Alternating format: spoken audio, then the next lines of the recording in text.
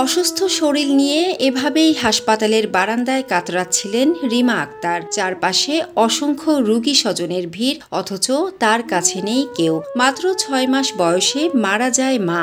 পরে বাবার দ্বিতীয় সংসারে সৎ মায়ের অবহেলা, অনাদরে বেড়ে ওঠা তার। নিজের পছন্দে একসময় বিয়ে করলেও অসুস্থতার কারণে তাকে ছেড়ে চলে যায় স্বামীও।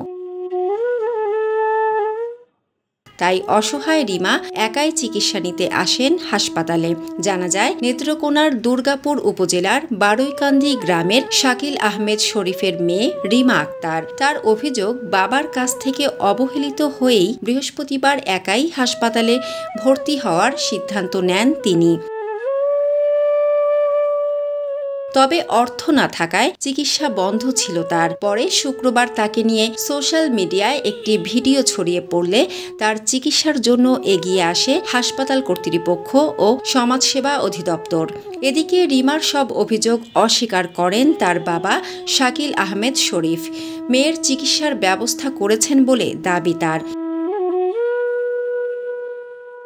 একই কথা বলেন রিমার সৎমা হাজেরা খাতুনও। বর্তমানে ময়মনসিংহ হাসপাতালের ২০ নম্বর ওয়ার্ডে ভর্তি রয়েছেন রিমা আক্তার। বিনামূল্যে পরীক্ষা নিরীক্ষা সহ যাবতীয় চিকিৎসার খরচ বহন করে নিয়মিত চিকিৎসা সেবা চলছে বলে জানান সমাজসেবা কর্মকর্তা ফাতেমাতুজ জোহরা।